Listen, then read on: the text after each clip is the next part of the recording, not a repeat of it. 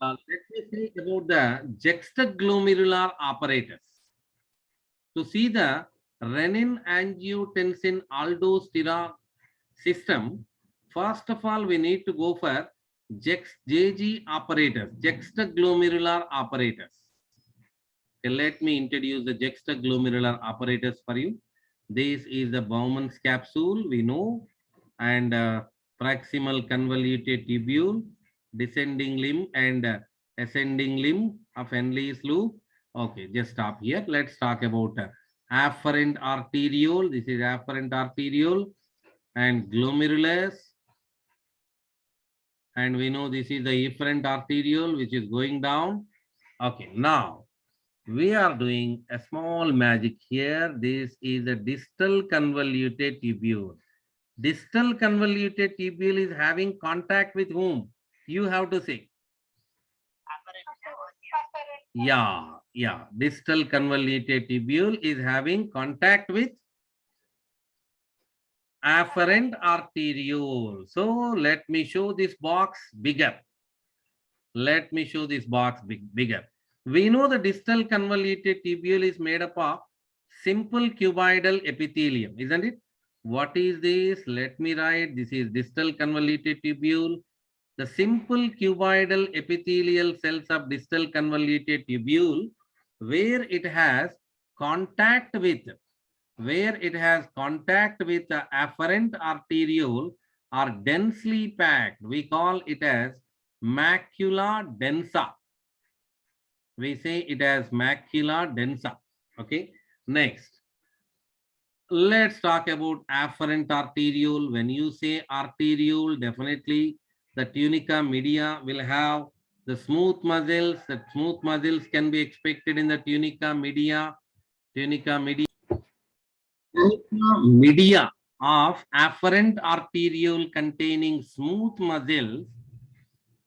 Here it is afferent arteriole. I am showing with red color. The tunica media containing afferent arteriole, the smooth muscles, okay, are called as juxtaglomerular cells.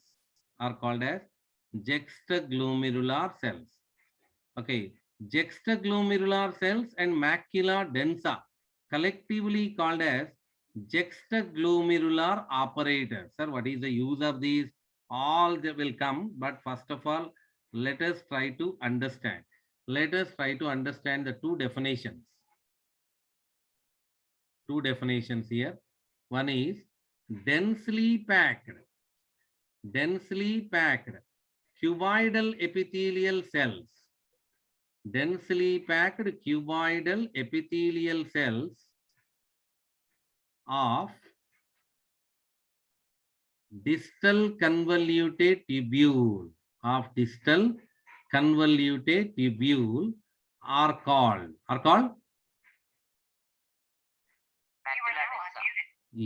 macula densa, are called macula densa. Okay. Next, the second one. The smooth muscles of afferent arteriole. The smooth muscles of afferent arteriole, where they come in contact with the DCT. The smooth muscles of afferent arteriole, where they come in contact with the DCT. Come in contact with the DCT, distal convoluted tubule, are called juxtaglomerular cells. Are called juxtaglomerular cells. That's it. Juxtaglomerular cells and the macula densa, collectively called juxtaglomerular operators. Okay, we are seeing a special operators here. And from here we are taking juxtaglomerular cells. I'm taking only juxtaglomerular cell. That juxtaglomerular cells are going to secrete an enzyme called renin, which is differ from the renin you are seen in digestive system, double N. Here is single N. That is the only difference. People will give in options that you have to take care. Next, I am going to introduce some more here. After all introducing all these, what I am going to do, you will understand. Angiotensinogen, which is released from liver. Angiotensinogen released from liver. Okay. Next, angiotensin converting enzyme. Angiotensin converting enzyme, which is released from lungs. Angiotensin converting enzyme, which is released from lungs. Okay. Next, antidiuretic hormone. We call it as ADH, antidiuretic hormone. Yeah, anterior pituitary. Very good. Anterior, sorry. Posterior pituitary. Neurohypophysis, we use it to say posterior pituitary. Okay. Next, aldosterone. Yeah, aldosterone hormone released from adrenal cortex. Aldosterone hormone released from adrenal cortex. Okay. So these are all going to be very important for us to understand a phenomena that let us create a condition here to understand all these. For example, it is summer season. It is a summer season. You are losing water in the form of sweat. Losing water in the form of sweat. For a long period of time, you are not drinking water. Losing water in the form of sweat and not drinking water for a long period of time. Okay. At the time, what happens to your blood? Yeah, blood become much thicker. These are all the general words we are using. General words. So what is the technical word, sir? Glomerular filtration rate decreases. This is the technical word. Okay. The functioning of the kidneys efficiently monitored and regulated by hormonal feedback mechanism involving whom? One is the posterior pituitary. Actually, antidiuretic hormone produced from a brain portion called hypothalamus. That's why we have to involve that also. Hypothalamus secrete and posterior pituitary store and release. That's why we need to make our antidiuretic hormone actually released from a portion of the brain we call hypothalamus. We'll discuss that in endocrinology, but till the time remember that the regulation of the kidney functioning of the kidneys is efficiently monitored, regulated by a hormonal feedback mechanism involving hypothalamus, posterior pituitary, juxtaglomerular operators, which juxtaglomerular cells are secreting renin, and also we can see interestingly here the heart. That what is the role of the heart? We'll see in the next scene, next situation. Here now these are enough here. What is the situation? What happened? That when we require water, in simple word we can say when we require water, when we lose large amount of water, then we are not drinking water. When our blood become thicker, technically we can say when glomerular filtration rate falls, when GFR falls, what happens when glomerular blood flow, GFR decreases, when blood become thicker, what happens? That we have to talk about. What happens? Angiotensinogen, which is released from angiotensinogen is released from liver. Okay, now even immediately I can't expect anything. Angiotensinogen will be converted into angiotensin 1 with the help of renin. Okay, then this angiotensin 1 is going to be converted into angiotensin 2. Angiotensin 2, wait a minute, here we did a small mistake. Angiotensin 1, we have to say angiotensin 1. Angiotensinogen from the liver converted into angiotensin 1 by the renin of juxtaglomerular cell. If I say like this, you will be confused over. That's why I already introduced everyone. So that's why I'm going directly here. Angiotensinogen is converted into angiotensin 1, and that with the presence of renin. And angiotensin 1 is going to be converted into angiotensin 2 in the presence of angiotensin converting enzyme. Okay, so that means angiotensinogen from liver is converted into angiotensin 1 in the presence of renin from juxtaglomerular apparatus, and angiotensin 1 into angiotensin 2 is converted by angiotensin converting enzyme released from the lungs. So this lengthier line it became, isn't it? Just that's why I made a small simplification here. You see here the small simplification. Just who is releasing whom, that already I said just shown. That's why it is very easy to understand this particular. Okay, angiotensin to release. What happens, sir? Angiotensin 2 is released. It makes the release of antidiuretic hormone and aldosterone. Okay, rescue team came. That when a fall in the glomerular blood flow or fall in the glomerular blood pressure, so we have to say here GFR flow, fall in glomerular filtration rate, and glomerular blood pressure, fall in the glomerular blood pressure, BP, I'm writing here. Then when that activate the juxtaglomerular cell to release the renin which converts the angiotensinogen in blood into angiotensin 1, and further it is converted into angiotensin 2. That angiotensin 2, what it is doing, that we have to see here. Rescue team. Angiotensin 2 is a powerful vasoconstrictor. What's the problem first? What's the problem? Glomerular blood pressure fall down, glomerular filtration rate decrease, or glomerular filtration. Vasoconstrictor. What is the meaning of vasoconstrictor? Just remember, vaso means vessel. Okay, constriction, that is there in the name.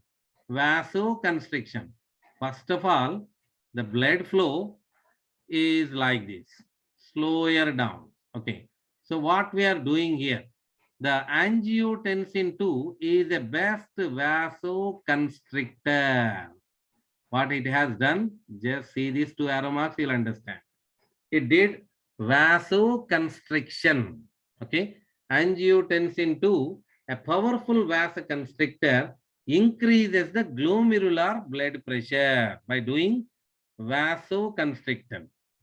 Increase the glomerular. What is the problem? Decrease in the glomerular blood pressure. That's why increase of the glomerular blood pressure is done by angiotensin 2. Okay. What after? Angiotensin 2 also activates the adrenal cortex. Where does this particular aldosterone is coming?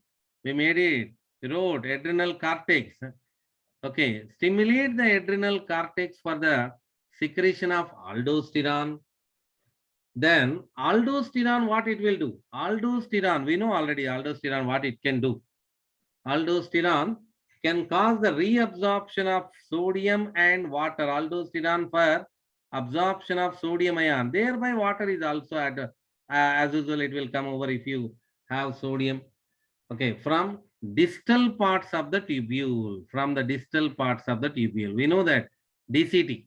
From the DCT, distal convoluted tubule. Okay, so this also leads to increase in the blood pressure. That means by absorption of water, also increase the blood pressure. Okay, solution we got. First of all, vasoconstriction has done, then followed by that we did stimulating the aldosterone. Okay, and what is the another one? Another one, ADH. We know about ADH, which is also called vasopressin. Okay, makes the absorption of water. This is not given in NCERT, but you have to remember. Okay, so this is for our understanding, but directly what is given? when glomerular filtration rate decreases, when glomerular blood pressure decreases, when a fall in the, when it will fall, I just said now, if you are not drinking water. So that we have to adjust with the water which is there in the, which is going through the nephron. So that's why we need to stimulate. PCT, we know that whether whatever you do, definitely water absorption is going on. In the DCT, we are influencing everything by releasing angiotensinogen, angiotensin 1, angiotensin 2, and action done by angiotensin 2. Okay. So this is the scene 1. Let's create scene 2. You are taken large amount of water. Imagine you are taken large amount of water. Okay. And nothing you are losing in the form of sweat. Not losing by sweat. It's a winter's condition, a rainy season where sweat is not going. So that means, what about the blood? Now what happens with the blood?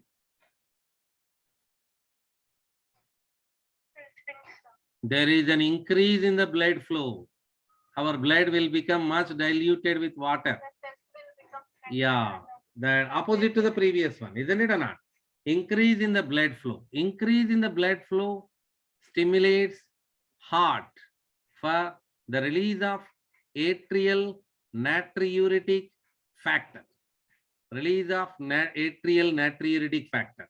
Do remember, today's class itself, that means we have seen countercurrent mechanism and this regulation of the kidney function. In this class only, that 80% of the questions till the time whatever asked in explanatory system, only from these two areas, because the conceptual areas these are. Okay, atrial natriuretic factor. Okay, what atrial natriuretic factor will do? Opposite it will do. Means what we did there, vasoconstriction. Here what we have to do? Vasodilation. That means you are taking too much water. That means your blood flow is maximum. Blood is going with great speed. Increase in the blood flow. What we are doing, sir? What we are doing? We are doing a little dilation. If you increase the diameter of the blood, definitely what happens? The blood flow will be little slower down. Okay. And what another thing we have to do? Okay, dilation of the blood vessel we did. Dilation of the blood vessel, I am writing here. Dilation means broadening of the blood vessel. Okay, dilation of blood vessel. Okay, what next? What another thing we have to do? We are taking large amount of water.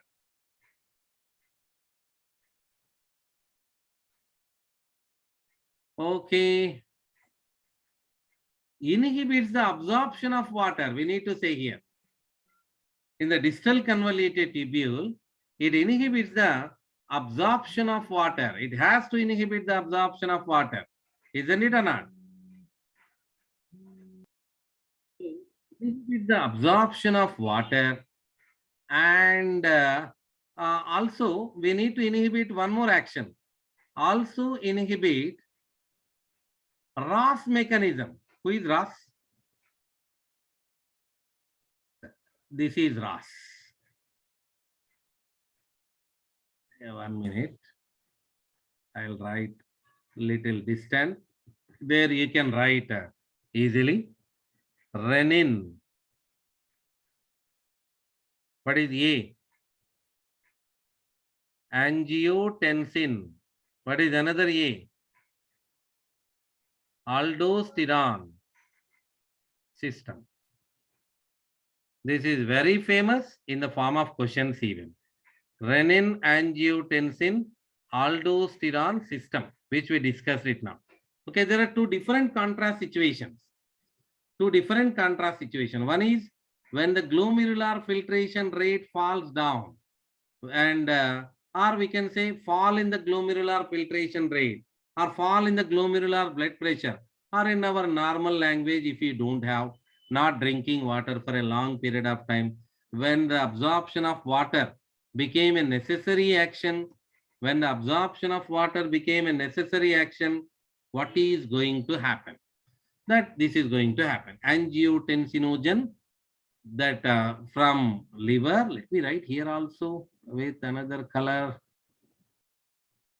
angiotensinogen released from the liver, converted in the form of angiotensin 1 in the presence of renin, which is secreted from the juxtaglomerular cell. Angiotensin 1 is converted into angiotensin 2 by angiotensin converting enzyme, which is released from the lungs. Okay, you see here how many internal organs are participating in this area. Now, angiotensin 2 makes the responsibility of the release of ADH from the hypothalamus, or that we can say neurohypophysis or posterior pituitary, and aldosterone from the adrenal cortex. What they do, that ADH and aldosterone helpful for the absorption of water. Particularly, this was specified in the text, reabsorption of sodium and water from the distal convoluted tubule, and also increase the blood pressure. Automatically, when you absorb the water, blood pressure will increase. And in the mean period of time, what angiotensin and doing another function, making as a powerful vasoconstrictor, it is making the blood vessel narrower. Means there is, okay, wait. There is a blood vessel which is the problem. What is the problem actually? What is the problem? Blood is going little slower, isn't it? When you make it narrow, automatically, automatically the blood, whatever the blood pressure is, just like you might have played with the water pipe. If you put your finger in the opening, what happens? Imagine there the water is coming from your pipe. Okay, so just people, if you put, means if you close half of the pipe, what happens? Automatically pressure will increase or not? Yeah, it's just like that. We are talking about that only. Yeah, it's just like that. Okay. Clear? Any doubt? Any doubt in these two aspects? One is renin angiotensin aldosterone mechanism, and other is atrial natriuretic factor. That we can see here. Let me write here then. Atrial natriuretic factor. Heart atrial natriuretic factor. Either you may get the whole products as a the following, or either they may give situation like that. If the GFR fall down, glomerular filtration rate falls as a sequence. GFR falls down, angiotensinogen, angiotensin 1, angiotensin 2, aldosterone. Like that a sequence you will get, or direct action. Angiotensin 2 helpful for this. You'll get this kind of direct action. And we have a simple question for atrial natriuretic factor, from where it is released. First question, heart. What it will, when it will be released? When the increase in the blood flow, or when GFR increases.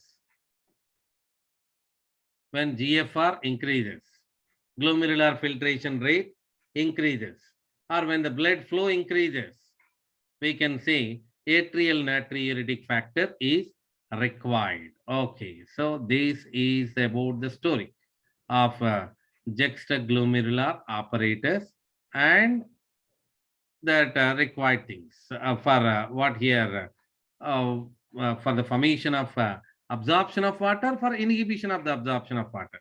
Above all, ingredients for absorption of water. Can I call like this? For absorption of water. Then the last ingredient is for to inhibit the absorption of water. To inhibit the absorption of water. Okay, so these two things you people need to remember. Okay.